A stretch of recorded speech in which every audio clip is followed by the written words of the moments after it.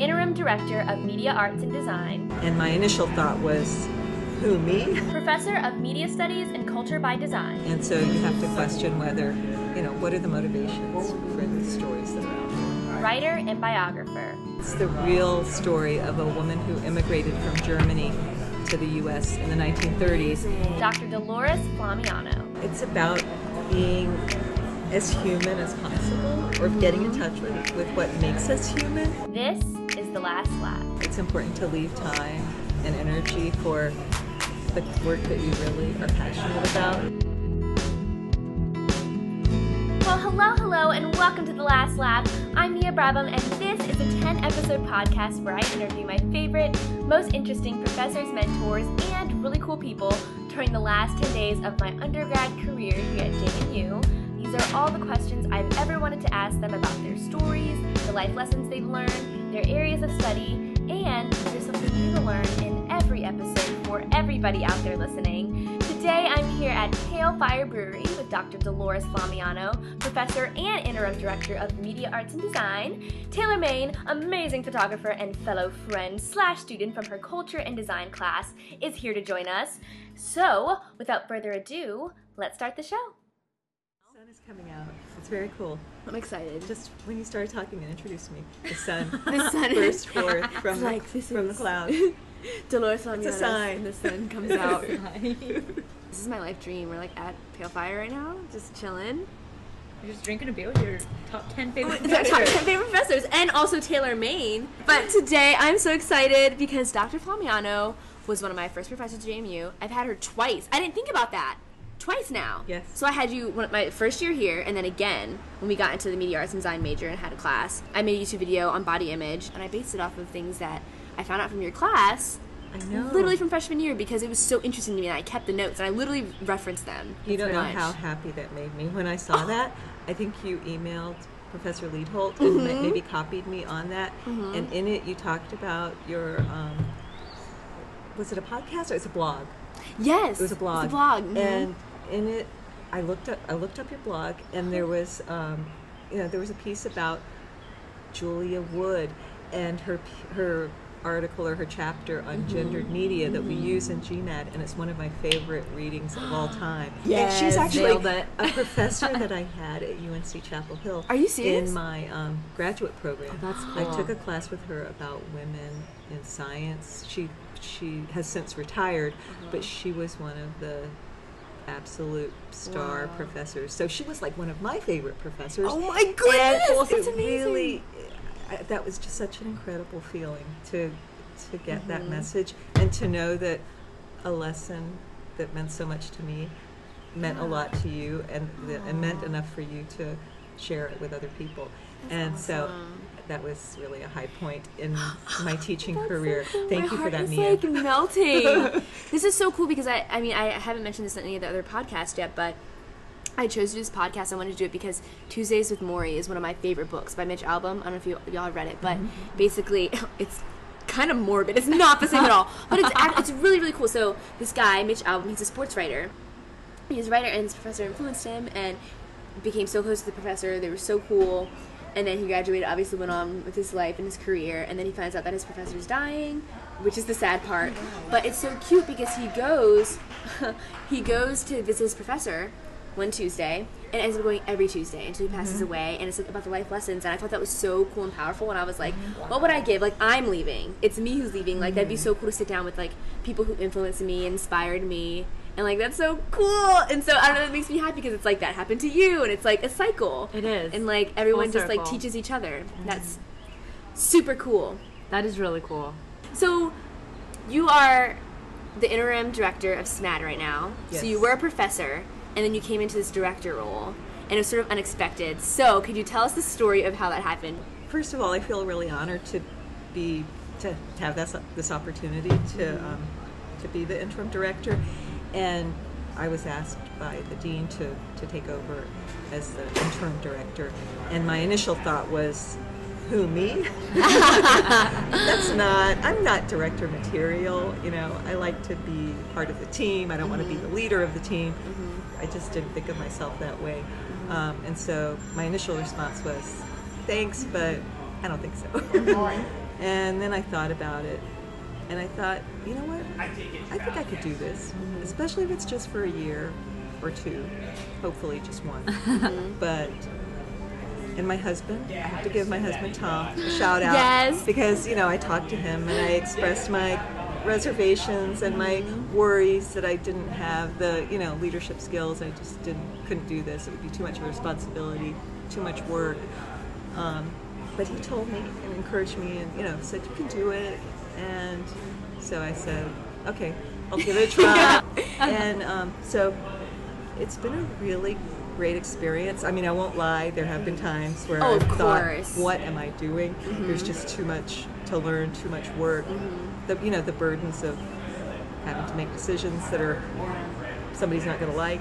Yeah. Or the burdens of having parents call and complain when their students didn't get into the major, and just various things like having that. To deal with all of it. And then, but overall, it's been a really great experience. Just in terms of, the fact that I now have more confidence. I'm like, yeah, I can do this. So cool. Yeah, it's been kind of a learning curve, but I'm here. I'm still alive. You made it. A big part of it is just I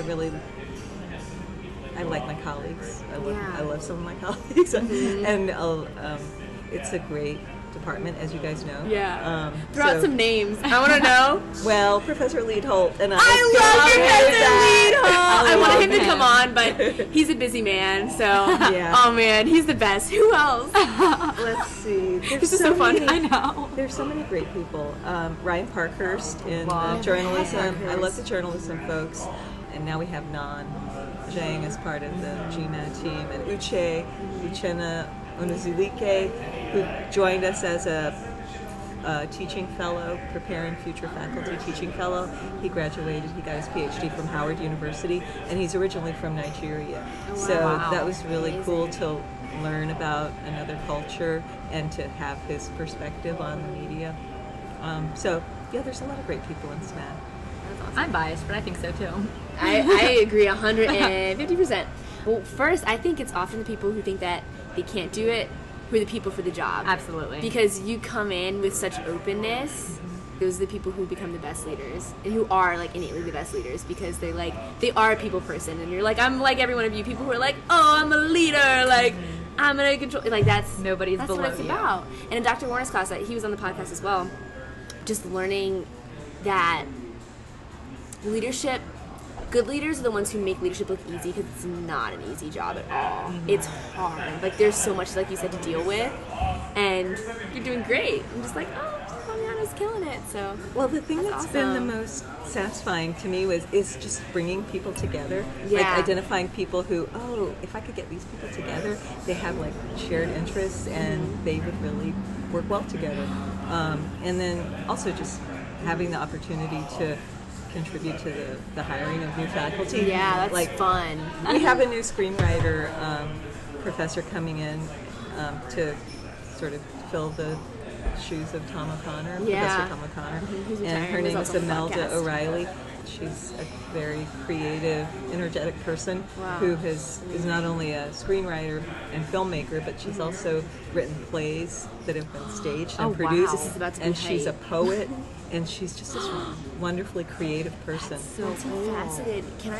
Is it too late to fail? Can we just repeat a semester? We don't have to graduate. Wait, so. This can be the almost last laugh. I really love, going off your story, Amy Poehler and Tina Fey. I love them both. Incredible. But Tina Fey said, say yes and you'll figure it out afterwards. So that's sort of what you did to this job. If you could be known for a quote or something of the sort, advice to give to someone, what would you say? Or what's a lesson you've learned? Oh, wow. What's hard? It is hard to unpack. That is a tough one. I guess I would say there are certain jobs that always need to get done, but I would say that it's important to leave time and energy for the work that you really are passionate about. That's so true though, because people get lost in the everydayness of their work and forget about what they're passionate about and why they're doing what they're doing. Yeah. That's what causes burnout. I felt it. I don't know if you felt it. And that's what, I'm a part of another organization on campus, and that's what we focus on this year was the why. Like, why are we here? What are we doing this for? And that fueled us all year, and this was the most successful event we had. Because I'm a part of Relay for Life. And that was what we focused on. We were like, why are we here? Yeah. What is it about us that we can bring to the event and make it different for everybody? So I completely agree. And it was the passion that we all had for the same cause. And that's something that I know I'm going to take with me, is always remember why you're here. Yeah, it's so important to not lose sight of that, and to be part of a group of people who will kind of reflect that back to you. Absolutely. Kind of have that shared, those kind of shared goals. Absolutely. Because one of the great things that's happened to me since I came to JMU is finding a group of women who were all working on writing a book or writing a long project. And it was about 8 years ago or so that we started a writing group, and we would get together about once a month. There were 5 of us, and we would read each other's work and critique it. And it was kind of like a support group, but it was also a group that was we were kind of pushing each other to go a step further and maybe think about, well, maybe you could tell your own story in the process of telling this other story. And so I think that was a great lesson to me, that writing can sometimes be a really solitary endeavor. And to me, it helped to make it a part of a little community, a community of people who had this shared passion and who just carved out a time and a place where we would focus on that. And so, like you were saying, it's easy to get caught up in just everyday tasks and to kind of lose sight about the bigger picture. So, and a couple of us in that group have actually completed projects and published books. Wow.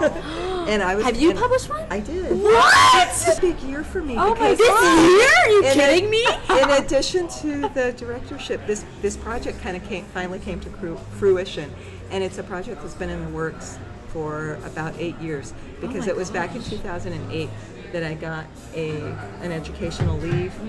JMU doesn't use the term sabbatical, but some other schools use the term sabbatical, where you get time away from teaching so that you can work on your own project. Amazing. And so I got one of those leaves for the spring semester of 2008, and I worked on my book project, and I put together my proposal and I sent it out to publishers, and it was a long process. And I have written a book that came out in January. Oh my And gosh. it's kind of been crazy. It's partly biography. Okay. It's the real story of a woman who immigrated from Germany to the U.S. in the 1930s, and she first got whatever work she could find. She didn't have a lot of skills, and she was kind of a self-taught photographer because she worked in sewing factories, also in California, and she photographed street scenes and people in Chinatown and San Francisco, and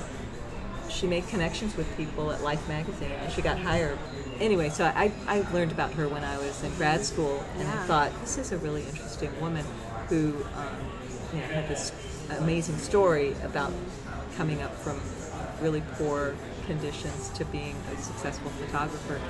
And so I always thought, if I get a chance, I'd like to learn more about her. And so I started, every summer I would go and do some research, visit an archive, and talk to people who had written about her. There was actually two documentary filmmakers who knew her and did documentaries about her. And so I thought, there should really be a book about this woman. Her name's Hansel Mead. And so I wrote a book, and it just got published last year. Did you self-publish? Or did you find a publisher? I went with an academic press. So I'm kind of waiting. I know a couple of publications that are planning to review it, but that hasn't happened yet. So I think that's going to be happening over the summer. So I'm a little bit nervous, but a little bit excited. So yeah, that was a big. So this is the kind of been a big turning point for me. And some people write very quickly. Others are kind of slow. I guess I would be more on the slow side. Yeah, and it's investigative. Not, I guess it's not the term, but you have to collect a lot of different it's facts. research intensive. Yeah. And for me, I need a long stretch of time to do it. So most of my writing has been over the summer when I'm not teaching. Yeah. And then a couple of summers I've gone and taught in Ireland, which has been great. But those summers I haven't really done much in the way of writing. But yeah, it's been a good process. But I guess I wasn't really planning on bragging about my book, but this is good because I was going to ask you what project you've worked on or that you are working on, so it's perfect. And now I have a book that I'm going to read. I know. I'm excited. It's in the display case there in Harrison Hall. You made it. You made it. Display case, you make it. Oh my gosh, back to back. Yeah, Dr. Kwame Onwurah really is Drake. But so really quick, I'm going to go back. So tying in passion, and then I love what you said about the why. Kristen Sowden, she's a liaison here for ISAT, and I'm going to actually interview her in a little bit. She's going to be on the podcast. But she did a keynote address at one of the career and academic planning conferences, and she showed us this video, right? And it's this guy. And so he's like, I'm going to show you a little clip. And he shows the clip of when he went on tour and he did comedy stand-up. And I guess he does this thing in the middle of his shows. And he sits down and he just talks to the audience. Instead of performing, he just talks to them. So he chooses this guy in the audience. And he's like, what do you do? And the guy's like, I'm a high school course teacher. And he's like, it's like this old guy. And he's like, great, that's awesome. Amazing Grace, go. So he sings Amazing Grace. And it's beautiful, right? Wow. And it's amazing. And then, it's Amazing Grace. Oh my goodness. So he does it, and then he goes, that was really good, but do it like your brother just got out of jail, or like you are just so, like you were feeling it. And the guy sings it again. He just like goes in on it. And then he goes back to the TED Talk, and he's like, I gave him a why. And what he was doing was just so much more. It was good. The guy got a standing ovation after he finished. Wow. So what is your why? She'll spit out her drink. Wow, that's a really good question. I mean, I think it's important. I think it's good to be self-reflective and to think about why we do the things that we do, not just to sort of go through the motions. How do you self-reflect? I think that's a good question to ask people, because I feel like people do it in different ways. So do you write, you said? So do you write? Well, do you sometimes writing can have one of the great things about writing is that sometimes you can discover things in the process of writing that you didn't really know before, or that you knew but you didn't know how to articulate. So I guess, wow, what is my why? I have to think about it. We can always come back to it. That's a heavy question. That's a deep question, that is. That's a heavy question. What is your why? Mia! Turns it on me. Oh my goodness. Well, the problem here is that I feel like I have a lot of different whats. But I guess my across the board why, I will tell you. So this is my screensaver right now. It's probably going to be my screensaver forever. It's one of my favorite quotes. The beginning's cheesy, but just bear with me because it's the last two sentences that are my favorite thing ever. So it's, you'll need coffee shops and sunsets and road trips, airplanes and passports and new songs and old songs, but more than anything else, you'll need other people. You'll need to be that other person to someone else, a living, breathing, screaming invitation to believe in better things. I don't know, I just think we're all on this earth. Oh, sorry, it's by Jamie Twarowski. But yeah, I look at this every day, and it's so true. I don't know, I feel like we're all on this earth for a reason. We're all here together. And just this podcast is showing me just like how connected we are. Like you bring up things and it easily connects to like a different topic, or to another professor that you had no idea who I interviewed, or another person that we didn't even know we all knew. So it's just about connection, and I think that's why I love storytelling. Doesn't matter what medium it is. We need other people. Like that's why we're all here. Everybody has a story. Here's my why. It's about being as human as possible, or getting in touch with what makes us human. If that makes any sense. Like, I was talking to my students today, it was the last day of class, and I was trying to come up with three ideas to leave them with. Oh, great. And I think I forgot about the humanity. That was one thing that I had intended to say, but then, I got sidetracked. But I talked to them about the importance of questioning the stories that we encounter, especially in the popular media, because oftentimes those stories can be overly simplistic, or motivated by self-interest. The example that I used was, I'm sure you've heard of people critiquing social media as being like encouraging narcissistic attitudes and being bad for people's self-esteem and all the negative associations, which there's probably some truth to that. But then it's important to remember that some people benefit from that. And so you have to question whether, what are the motivations for the stories that are out there. So questioning was one of my big points. The other was seeking out multiple perspectives, especially international perspectives. And I'm really big on listening to voices that have been marginalized or not heard. Oh, that's right? huge. That's powerful. And I think that was one of the things that drew me to the photographer who I wrote about, because she was an immigrant and she came from a pretty poor background. So I'm always big on listening to people who don't normally get listened to. Trying to do this myself and trying to practice what I preach, but also encouraging the students who I interact with to be more open to multiple perspectives. And I think those two things go together, kind of questioning the conventional wisdom and listening to other perspectives that you might not have ever considered. Yeah. Where do you? It makes me sad because I feel like those stories of those people aren't told in mainstream media. So where do you go? Where do you recommend people go to find these stories and these answers? I mean, there are a couple of places that I go. One of them is NPR. I have to plug NPR. And full disclosure, I'm kind of biased because my daughter works at NPR. That's amazing. I love it. So, but I think you still have to actively seek out, because oftentimes the most dominant voices will be the ones that have the money or the ones that have the power. So yeah, you could look at NPR as one of those powerful voices, but I think they also make an effort to kind of reach out. Student media, I'm a big advocate of student newspapers and magazines. And they're going to be starting a new student TV station. I heard about that. It was very exciting. I wish it was around to work on that one. I know. All the good things happen after you leave. I will never forget elementary school.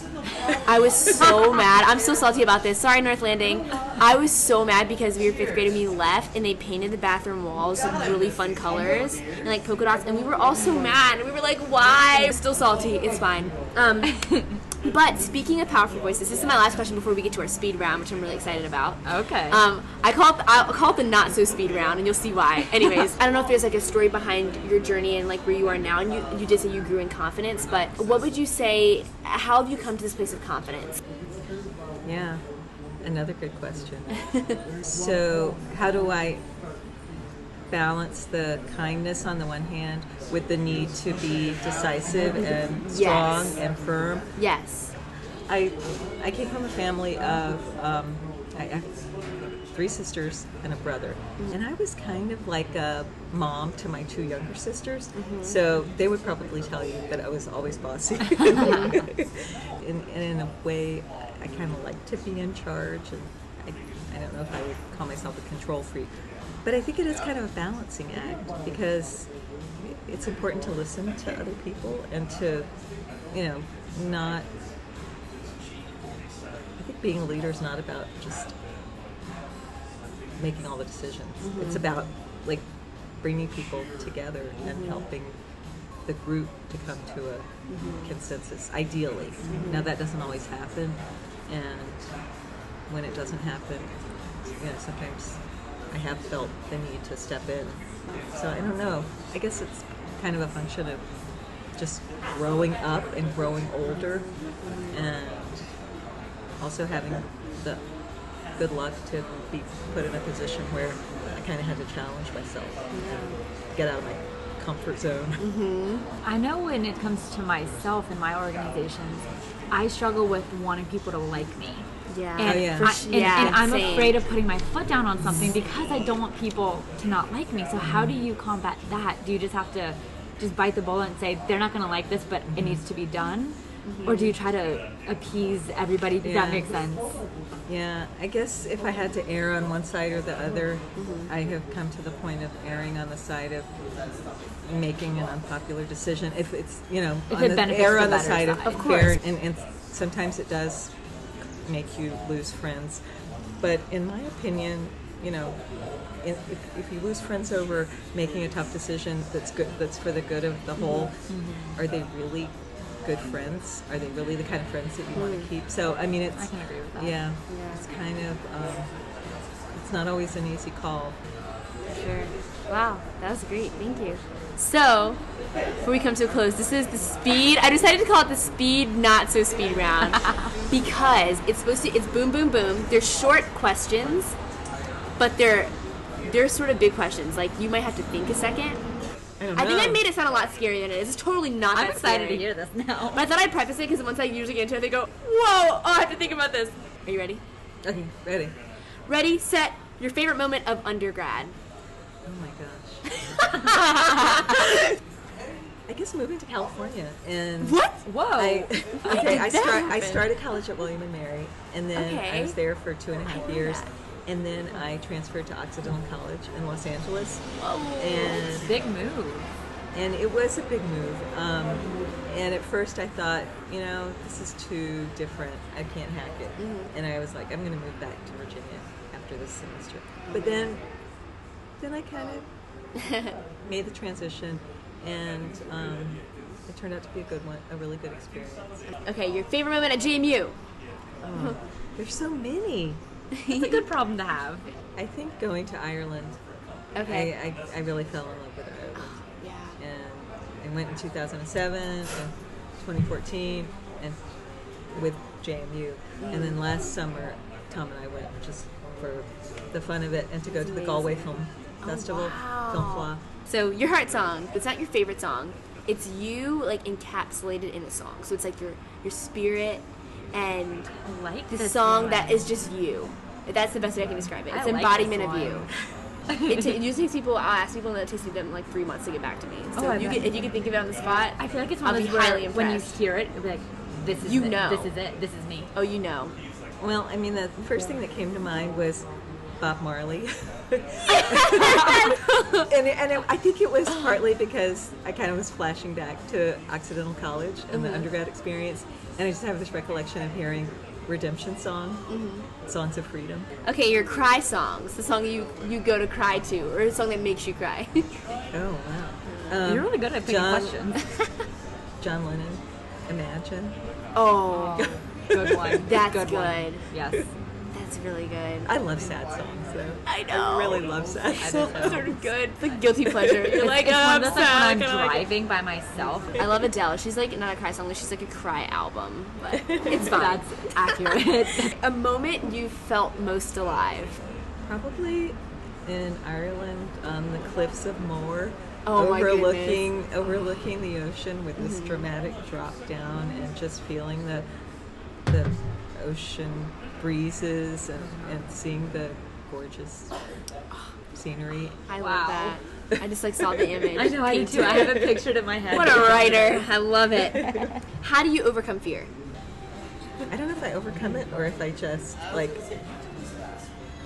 Just barrel through it. yeah, just sort of like, here I am.